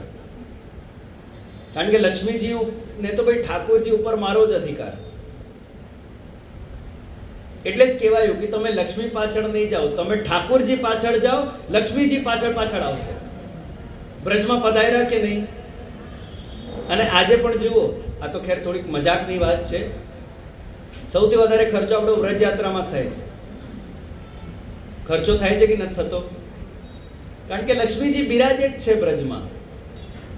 અત્ર ઇન્દ્ર આશ્રયતી, અહીંયા તો લક્ષ્મીજી પધારી કે આશ્રય લઈ લીધો છે વૈકુંઠને બધું છોડીને. એટલે અમારો વ્રજ મંડળનું જે ઉત્કર્ષ છે, જે મહાત્મ્ય છે, એ વૈકુંઠ કરતા લોકોથી પણ ઊંચું છે. કે અહીંયા લક્ષ્મીજી વૈકુંઠની શેઠાની અહીંયા આવીને એમની દાસી બનીને અહીંયા રાહ જોવે છે કે ક્યારે મને સેવા કરવાનો લાભ મળે. ત્યાં તો એ શેઠાની છે ને, ત્યાં તો એ લક્ષ્મીજી સિવાય કોઈનું ચાલે નહીં. પણ અહીંયા તો લક્ષ્મીજી લાઈનમાં ઊભા છે. તો આ ગોલોક ને આ વૈકુંઠમાં બિરાજતા ઠાકોરજી આ બધું છોડીને આપણા ઘરે પધાર્યા છે. કહેવાનું તાત્પર્ય છે કે કયા ઠાકોરજી પધાર્યા છે? ગોલોક ક્યાં આવ્યું? આટલા બધા એમના સેવકો, આટલી બધી ગોપીઓ કે જ્યાં લક્ષ્મીજીને એન્ટ્રી નહીં મળે, કે લક્ષ્મીજીને સેવાનો અવસર નહીં મળે, એવા ગોલોકને છોડીને ઠાકોરજી તમારા 2x2 માં આવીને જો બિરાજમાન થઈ ગયા, આ તમારા કારણે, કૃપાના કારણે. અને ખાલી પધાર્યા જ નથી, ઠાકોરજી આજે પણ બિરાજે છે. ચલો ઠાકોરજી જોશ જોશમાં પધારી ગયા કે ના ના આનું ઘર બહુ મોટું છે, આ બહુ સારી સેવા કરશે, એને ચલો ઠાકોરજી પધારી ગયા લાલચમાં. હવે આવીને જોયું તો આ તો મને મિશ્રી સિવાય કઈ ધરતી નથી. તો ઠાકોરજી 2 દિવસમાં પાછા પણ પધારી ગયા કે હજુ બિરાજે છે ઠાકોરજી આપણા ઘરે. કેમ બિરાજે છે? આપણા કારણથી બિરાજે છે. આ ઠાકોરજીની કૃપા છે ને આ નિસ્સાધનતાનો ભાવ આપણી અંદર હોવું જોઈએ કે આપણી અંદર એવો કોઈ સામર્થ્ય નથી, એવી કોઈ લાયકાત નથી કે ઠાકોરજી આપણા ઘરે પધારે, બિરાજે, આપણા હાથની સામગ્રી આરોગે, આપણે જ્યારે જગાવો ત્યારે જગે, જ્યારે પોડાવો ત્યારે પોડે, જેટલું આરોગાવો એટલું આરોગે, નહીં આરોગાવો તો પોડતા રહે. વૈષ્ણવ અમને ઘણી વાર પૂછે છે કે અમે 3 દિવસ બહાર જઈએ તો બંટો ભરીને જઈએ તો ચાલે કે નહીં ચાલે? મેં કીધું તમારા છોકરાને ઘરમાં તાળું મારીને તમે 3 દિવસનું જમવાનું આપીને જતા રહો તો બધું જ ચાલે. કે તમે પોતે એ રીતે ઘરમાં તાલા મારીને તમે 3 દિવસનું ટિફિન લઈને બેઠા રહો તો બધું જ ચાલે. આવા ઠાકોરજી, આ વૈકુંઠમાં એવી કઈ સુખ સુવિધા નથી જે ભગવાનને આપણા ઘરમાં મળે છે. આપણા ઘરમાં ભગવાનને પરિશ્રમ થાય છે કે સુખ થાય છે? પણ છતાંય ઠાકોરજી પધારતા નથી. જો મને બોલાવીને એ રીતે મને રાખો તો તમને કયા વગર હું 2 દિવસમાં ભાગી જાઉં. પણ ઠાકોરજી ભાગતા જ નથી. આપણે પ્રયત્ન પૂરો કરીએ છીએ. પ્રયત્ન પૂરો છે આપણો કે ભગવાન સામેથી ભાગી જાય, પણ ભગવાન ભાગતા નથી. આ ઠાકોરજીની કૃપા છે. આ નિસ્સાધનતાનો ભાવ આપણી અંદર હોવું જોઈએ. वो हमारे घर में आए खुदा की कुदरत है, वो हमारे घर में आए खुदा की कुदरत है. कभी हम उनको कभी अपने घर को देखते हैं कि ક્યાં ઠાકોરજીનું ગોલોક ને ક્યાં ઠાકોરજીનું વૈકુંઠ, એમનો વૈભવ ને સુખ સુવિધા, ત્યાં એમને શું નથી મળતું જે આપણા ઘરે ઠાકોરજી પધારે. પણ છતાંય ઠાકોરજી આપણા ઘરે પધાર્યા છે, આપણા ઘરે બિરાજે છે. આપણા હાથનું જે વલ્લભકુલ તમારા ઘણી બધી વસ્તુ તમારા હાથનું નથી સ્વીકારતા, એ ઠાકોરજી સ્વીકારે છે. બોલો કેટલી મોટી કૃપા. અમે તોય મર્યાદા રાખીએ, અમે બ્રાહ્મણ છીએ, અમને આ ચાલે ને આ નહીં ચાલે ને આમ ચાલે ને આમ નહીં ચાલે ને ફલાનું ને ઢીકનું. અમારા નખરા બહુ છે એટલે તો વૈષ્ણવ પધરાવતા નથી. કે બહુ સહેલું નથી વલ્લભકુલને સાચવવું. કામ ધંધો તમારો એ 3-4 દિવસ બંધ થઈ જાય, રજા મૂકવી પડે. બોલો અહીંયા બધા રજા લઈને જ બેઠા છો ને, આ તો દુકાન બંધ કરીને બેઠા છો, યા તો બીજાના ભરોસે બેઠા છો કે ભાઈ તું ચલાવજે 2-3 દિવસ, જે આવ્યા છે કે મારે હાજરી આપવી પડશે ત્યાં. તો બહુ સહેલું નથી વલ્લભકુલને સાચવવું. અને અડધા ટાઈમ વૈષ્ણવ લેડીઝ ખાસ કરીને કિચનથી બહાર જ નથી નીકળતા વલ્લભકુલ એમના ઘરે પધારે તો. સવારે ચા, પછી નાસ્તો ને પછી કલેવું ને પછી જમવાનું ને એ બધું જમતા ચાનો ટાઈમ થઈ જાય પાછો. એ પાછા ચા અને પાછું કંઈ જે ચાની સાથે કંઈ ને એ બધું પૂરું કરતા રાતનું જમવાનું ટાઈમ થઈ જાય. એ પૂરું કરતા રાતનું દૂધ, જે દૂધ વગેરે કાપ કંઈ લેશો એ લેતા સુવાનું ટાઈમ થઈ જાય. એ રસોઈથી બહાર જ નથી નીકળતા. એટલે તો પધરાવાનું ઓછું થઈ ગયું. તો જે વલ્લભકુલ માટે આટલા નિયમો છે, એવા વૈષ્ણવ પાસે ઠાકોરજી બધું પ્રેમપૂર્વક સ્વીકારે છે અને કોઈ પણ શિકાયત વગર. એટલે આમાં તમે એવું નહીં વિચારતા કે હવે તો મારી ભક્તિ જોઈને ભગવાન આવી ગયા. આપણી અંદર એવો ભાવ જ નથી કે ભગવાન સામેથી પધારે. એટલે તો આપણે કાની આપીએ છીએ સેવામાં. મહાપ્રભુજીના ભાવથી, ગોપીનાથજીના ભાવથી, ગુસાઈજીના ભાવથી, યશોદાજી, નંદરાયજીના ભાવથી, ભીલનીઓના ભાવથી આપણે બધી સેવા કરીએ. આપણા ભાવની સેવા નથી કરતા, કારણ કે આપણી પાસે એવો ભાવ જ નથી કે આપણે સેવા કરી શકીએ. આપણને તો 1000-2000 નો જ ભાવ ખબર છે, શેરના જ ભાવ ખબર છે. બાકી આપણી પાસે એવો ભાવ જ નથી કે પ્રભુ આપણા ભાવથી આપણી સેવા સ્વીકારે. એટલે જ આપણને ઉધાર લેવું પડે છે કે મહાપ્રભુજી જે કહી ગયા એ ભાવથી કરો, ગોપીનાથજી, ગુસાઈજી કહી ગયા એ ભાવથી કરો, શ્રી હરિરાયજી કહી ગયા એ ભાવથી સેવા કરો. તો આ નિસ્સાધનતાનું જે લક્ષણ છે એ પુષ્ટિ માર્ગનું સર્વપ્રથમ લક્ષણ છે. તમારા ઘરે બિરાજતા ઠાકોરજી એ જ ઠાકોરજી ફલ છે, એ જ ઠાકોરજી સાધન છે. અને એ પણ ઠાકોરજી આ ફલ જે તમને મળ્યું એ કોઈ તમારી લાયકાત કે યોગ્યતા કે કંઈક જોઈને કે ભક્તિ ભાવના જોઈને નથી મળ્યું. ઠાકોરજી સામેથી કૃપા કરીને આપણને આપ્યું છે એટલે આપણી પાસે જ છે. અને પ્રભુ આપણા ઘરે બિરાજે છે. સામે ચાલીને આપણા ઘરે પધાર્યા છે અને સામે ચાલીને પ્રભુ બિરાજે છે. આ નિસ્સાધનતાનો જે માર્ગ છે, જે લક્ષણ છે, એ પુષ્ટિ માર્ગનું સૌથી પ્રથમ લક્ષણ છે. ને આની સાથે પ્રથમ શ્લોક ને મારો સમય આજનો પૂરો થાય છે. જો આમાં કોઈને કોઈ શંકા હોય તો તમે મને પૂછી શકો છો, અને જો કોઈને કોઈ શંકા ન હોય તો પછી આપણે આગળનો ક્રમ વધારીએ. બોલો, કોઈને કંઈક પૂછવાનું છે? બધાને બધું આવડી ગયું, સમજાઈ ગયું, બધું જ સમજી ગયા કે કશું જ નથી સમજમાં આવ્યું? બોલો, કોઈને કંઈક પૂછવાનું બાકી છે? ચાલો તો ભાઈ જય ઘોષ કરીને આપણે આજનું સત્ર પૂરું કરીએ. અહીંયા કરો જય ઘોષ. વલ્લભાધીશ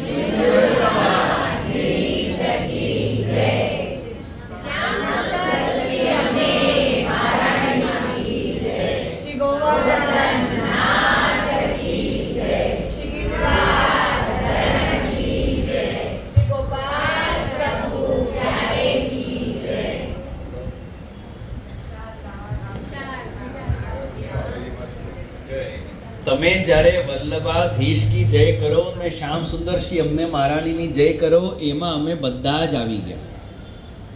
અમારું અલગથી નામ લઈને જય બોલવાની કોઈ જરૂરિયાત નથી, કોઈ એવો કમ્પલ્શન નથી. વલ્લભાધીશ, અમે વલ્લભાધીશથી અલગ થોડી છીએ. એટલે એવું નથી કે હું મહાપ્રભુજી છું, એમ નથી કહેતો. પણ મહાપ્રભુજીનું નામ લો એટલે 17 પેઢી આવી ગઈ, 18મી પેઢી આવી ગઈ. એમાં જેટલી પણ પેઢી અત્યાર સુધી ભૂતલ પર બિરાજે છે, બધા જ વલ્લભકુલ, બધા જ બેટીજી વહુજો બધા જ આવી ગયા એમાં. એટલે વલ્લભાધીશ કી જય ને ગોપીનાથજીની જય ને શ્રી ગુસાઈજીની જય પર્યાપ્ત છે. અલગથી અમારું નામ લઈને જય ઘોષ કરવાની કોઈ જરૂરિયાત નથી. અમે આવી ગયા એમાં.